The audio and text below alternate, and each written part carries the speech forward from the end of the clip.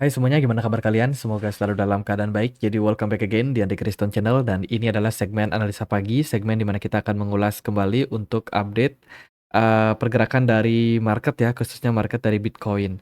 Di perdagangan kemarin kita dapat beberapa rilis data, salah satunya adalah data inflasi untuk Tokyo di mana hasilnya inflasi mengalami kenaikan secara year on year dan core CPI dari Tokyo sendiri juga menunjukkan indikasi penguatan. Gitu. Jadi ini sentimen yang bagus untuk perekonomian dari Jepang yang udah mulai pelan-pelan recover. Kemudian kemarin Amerika Serikat juga merilis data tentang uang beredar ya, M2, di mana trennya mengalami penurunan, ditunjang juga dengan Fed balance sheet Amerika Serikat yang cenderung turun. Jadi saat ini kondisi dari uang yang beredar makin lama makin mengalami penurunan dan semakin turunnya jumlah uang beredar, artinya adalah semakin berkurang power untuk market-market beresiko mengalami kenaikan seperti saham, komoditi, ataupun kripto. Ini momentumnya udah mulai harus koreksi. Itu harus koreksi. Kalau kita lihat juga di perdagangan kemarin, kita dapat data dari Amerika Serikat terkait dengan neraca perdagangan ya. Ya, nggak terlalu gimana-gimana datanya. Hari ini sentimen tidak terlalu banyak karena juga dalam posisi weekend, guys. Besok udah Minggu, terus Senin tanggal 30 ya. Libur habis tuh di 31 dan tanggal 1 Januari. Jadi ya masih dalam kondisi libur yang cukup panjang. Jadi kalau teman-teman ada yang trade mungkin melihat perdagangan cenderung lemah ya untuk volume perdagangan. Begitu juga dengan price action atau pergerakan harga dari beberapa aset pun juga nggak terlalu banyak movement. Jadi nggak kemana-mana sebenarnya gitu. Jadi hanya akan meningkatkan resiko kalian kalau teman-teman trading di market futures. Jadi better di posisi seperti ini sebelum ada konfirmasi lebih baik menunggu ya kan, santai. Momentum buat nunggu ombak masih cukup panjang sepertinya. Teman-teman, sebelum kita masuk ke pembahasan berita, ada beberapa berita yang cukup menarik untuk teman-teman perhatikan. Aku mau informasikan dulu ya, di Get.io saat ini lagi ngadain hadiah, pembagian hadiah untuk menyambut tahun 2025 gitu. Teman-teman bisa dapetin hadiah eksklusif berupa kaos dan juga ada celana juga buat teman-teman yang bisa teman-teman menangin khusus untuk GT holder. Jadi Get.io punya Get Token atau token exchange dari Get.io. Ini teman-teman bisa dapetin kalau teman-teman join di komunitas Telegram group ya yang udah dibikin. Silakan teman-teman yang belum join untuk join. Terus teman-teman wajib hold GT token minimum 100 GT. Nah, ini modalnya lumayan banyak sih. Gitu. Kalau teman-teman sudah punya, teman-teman sudah join, jangan lupa untuk di screenshot dan juga diinfokan kepada admin dari grup GT Holding tersebut. Gitu. Jadi infokan sama adminnya. Mana si admin? Nah, ini kita bisa cari nih adminnya di mana. Gitu. Teman-teman chat atau teman-teman bisa posting aja di forum ini ya. Atau chat langsung adminnya pribadi, ada John Well. Teman-teman bisa chat. Itu nanti teman-teman berpeluang untuk mendapatkan kaosnya langsung dikirimkan ke rumah kalian. Gitu. Fungsi dari GT Token buat apa? Buat dapatin hadiah reward staking, guys. Jadi di Get.io banyak sekali token-token baru yang baru di listing. Nah, biasanya token-token baru ini bisa teman-teman dapatin kalau teman-teman staking GT token kalian. Di staking nanti akan dapat beberapa APR gitu. Jadi lumayan banget untuk nambahin token di market spot. Ya, jadi masuk langsung ke wallet spot kalian.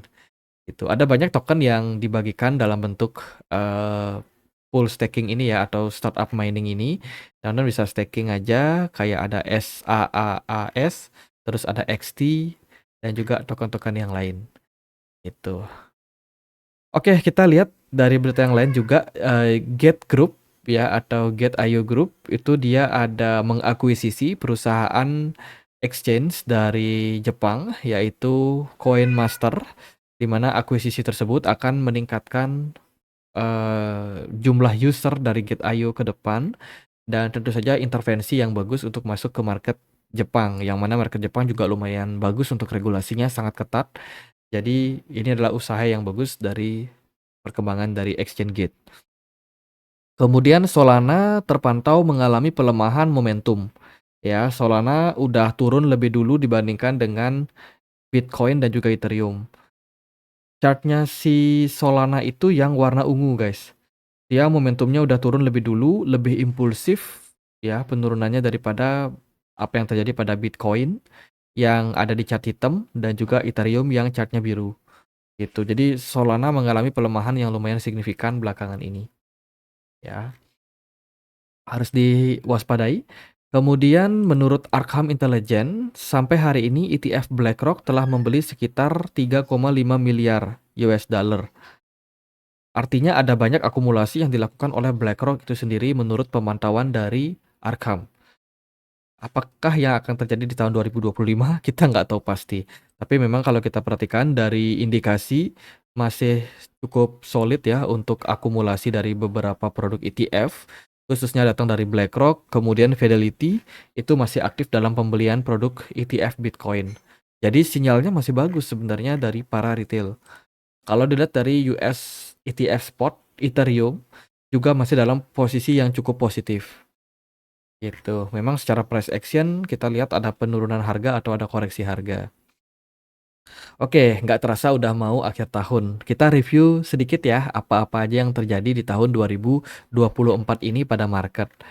Yang pertama adalah Bitcoin yang menembus level 100.000, level psikologi yang memang sangat lama dinantikan oleh pasar. Akhirnya achieve.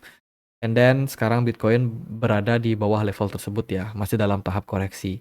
Kemudian ETF spot Bitcoin and Ethereum udah di-approve dan ini langsung mendapatkan respon positif untuk market. Udah banyak yang mulai melakukan akumulasi, terutama dari negara dan juga dari banyak institusi, perusahaan-perusahaan besar. Gitu udah mulai borong Bitcoin spot ETF dan juga Ethereum spot ETF. Ini sinyal yang bagus untuk pasar. Kemudian yang terjadi di tahun ini adalah kemenangan Donald Trump yang membawa positif ya, respon positif untuk market, ditambah juga ada potensial regulasi yang lebih baik untuk kripto. Jadi good point. Kemudian Federal Reserve atau The Fed sudah melakukan pemangkasan suku bunga beberapa kali di tahun ini. Kalau nggak salah itu di awal ada 50 basis point, terus ada 25 basis point dan juga ada 25 basis point di bulan Desember terakhir. Jadi The Fed total udah pangkas suku bunga sampai sampai 100 basis point di tahun ini, which is sebenarnya bagus. Cuman untuk resolusi di tahun depan The Fed ngerem, tidak akan terlalu agresif untuk cutting rate gitu. Kemudian Mt. Gox pelan-pelan udah mulai membayar para investor awal mereka. Terus ada Changpeng Zhao dan juga SBF dalam kasusnya udah menemui kayak keputusan gitu. Changpeng Zhao udah bebas, meskipun bebasnya juga bersyarat, sementara SBF masuk penjara. SBF itu Sam Bankman-Fried ya, orang yang bikin FTX, exchange yang sudah collapse gitu. Kemudian meme token masuk ke era baru di mana meme token itu banyak dikembangkan oleh project AI agent, artinya project meme yang dibikin menggunakan AI. Selain itu juga meme token banyak yang mulai mengambil narasi layer kedua gitu. Jadi tren baru udah ada pada meme token di tahun ini. MicroStrategy kemarin masuk ke Nasdaq 100 ya, indeks yang menunjukkan bahwa MicroStrategy merupakan perusahaan teknologi top yang bisa dibilang menjadi salah satu perusahaan yang best performance di tahun ini. Gitu. Ethereum menyelesaikan Dencun upgrade dan akan siap melakukan upgrade berikutnya di awal tahun 2025 nanti. Selain itu juga ada halving yang terjadi pada Bitcoin ya di tahun ini dan sudah mulai direspon positif oleh pasar. Itu beberapa outlook atau beberapa review terkait dengan apa yang terjadi pada market kripto di tahun 2024. Lalu berita terbaru datang juga dari CryptoRank.io di mana ini merupakan sebuah data terkait dengan aktivitas address ya, daily activities address di tahun 2024. Ternyata di didominasi oleh NIR protokol. Kedua ada Solana, ketiga ada Tron, kemudian BNB, Polygon, Base, dan yang lainnya. Jadi performance saat ini ada pada NIR protokol dan juga Solana. Kemudian Bitget BGB itu dia ada rencana burning. Setelah kemarin diumumkan BGB pengen merger sama BWB, sama-sama dari Bitget. Teman-teman dia bersatu. Kemudian ada isu nih BGB akan di burning. Ditambah ada peluncuran white paper terbaru terkait dengan project dan juga ekosistem yang akan mereka bikin. Gitu. Bitget exchange ya itu udah rally sangat-sangat tinggi. BGB udah tembus $8 kemarin, naik sekitar 10% dan ini adalah all time high yang berhasil mereka capai, which is bagus sebenarnya untuk BGB. Itu kemudian regulasi di Kamboja saat ini masih belum mengizinkan terkait dengan kripto, tapi penggunaan stablecoin sudah mulai dibuka, teman-teman. Dan ini merupakan salah satu opportunity yang menurut saya cukup menarik untuk perluasan penggunaan dari stablecoin. Sebab di Uni Eropa, regulasi dari MiCA sendiri itu udah melarang ya penggunaan dari USDT, sementara yang boleh itu masih FUSD dan juga USDC dari Circle itu masih diperbolehkan. Itu USDT udah dilarang dan mereka lebih suggest untuk pakai mata uang euro untuk perdagangannya. Sementara di Kamboja itu kan setahu kita mereka melegalkan atau meregulasi judi. Tapi kripto nggak boleh, teman-teman di sana. Cukup menarik. Dan stablecoin sementara baru dibikin regulasinya dan kemungkinan akan eh, bisa dipakai di sana gitu. Kemudian dari berita yang lain datang dari ini apa ya? Ini datang dari Busovic ya menandatangani keputusan Do Kwon akan diekstradisi ke Amerika Serikat. Do Kwon ini adalah founder dari Terra Lab yang punya Terra Luna, Luna ya, token Luna atau Lunsi yang sekarang. Itu dia kan kemarin di ya dianggap bersalah karena kejatuhan dari Terra Luna yang menyebabkan banyak investor menuntut dia untuk ditahan. Itu kan. Nah, si Do Kwon ini ternyata kewarganegaraannya agak simpang siur gitu. Jadi terkait dengan masalah tersebut, dia diperebutkan oleh Korea Selatan sama Amerika Serikat gitu. Ini saling berebut nih. Sempat lari kan Do Kwon ke Montenegro untuk menghindari kejaran dari Interpol. Tapi akhirnya ketangkep juga dan sekarang tergantung nih dia akan diadili di mana atau dia akan dipenjarakan di mana. Karena ini akan berpengaruh juga sama duit. Ya, Do Kwon sudah diputuskan untuk bayar denda. Tapi ada Korea Selatan sama Amerika Serikat yang masih memperebutkan. Karena kalau dia ditahan di Amerika Serikat, otomatis Do Kwon akan bayar denda ke Amerika. Kalau dia ditahan di Korea Selatan, dia akan bayar denda ke Korea Selatan. Jadi duit ini diperebutkan oleh negara tersebut. Gitu. Dan sementara berita terbarunya dia akan diekstradisi ke Amerika Serikat. Itu ya dari beberapa sentimen berita. Kemudian ada dari Ethiopia dikabarkan akan menggunakan eh, penambangan Bitcoin dengan bendungan dengan tenaga air, teman-teman. Jadi saat ini adopsi Bitcoin di kawasan Eropa itu udah mulai mencapai level tinggi ya dan sekarang udah berpindah lagi ke Afrika, di mana Afrika ini terkenal sebagai negara yang cenderung kaya akan sumber daya ya. Kayak kemarin ada pembuatan apa namanya tenaga listrik gitu di di beberapa perusahaan di Amerika Serikat yang berfokus pada penambangan kripto.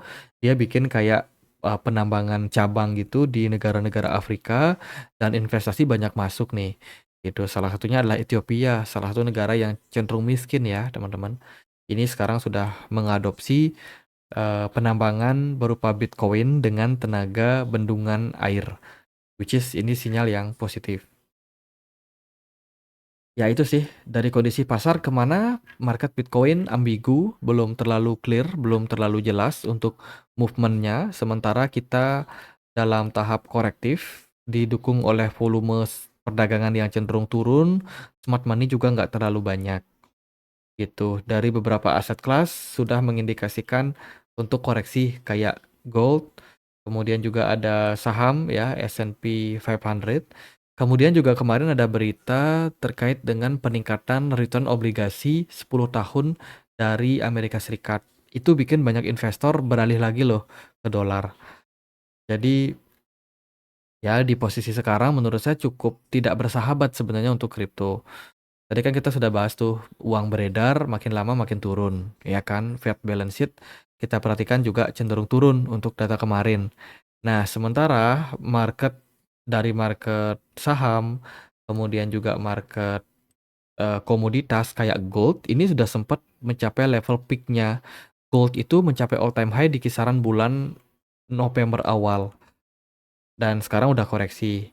Kemudian S&P 500 sudah mencapai puncaknya di Desember awal. Kripto pun juga kurang lebih sama ya. Bitcoin mencapai level puncaknya itu di pertengahan bulan Desember. Dan sekarang udah masuk ke masa koreksi. Jadi koreksi ini tergolong koreksi yang wajar dan akan membutuhkan waktu. Yang saya syukuri sih adalah pergerakan Bitcoin turun tapi nggak ngedam signifikan. Ya, dia baru turun sedikit dari kisaran area 108 turun ke 94.000 dan masih ada opportunity untuk ngetes support di kisaran 90.000 something.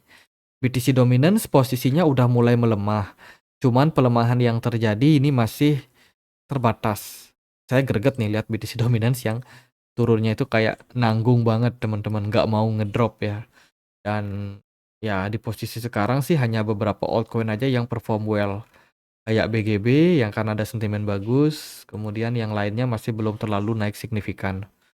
Gitu. Jadi untuk posisi sekarang, kalau dari saya pribadi ya, portfolio masih sedikit merah gitu dan juga saya belum terlalu banyak untuk mengambil keputusan belakangan ini. Saya lebih kayak wait and see aja gitu karena melihat ketidakpastian pada pasar dan saya lebih prefer untuk nunggu nih sampai Januari nanti. Kira-kira Januari mungkin baru ada movement.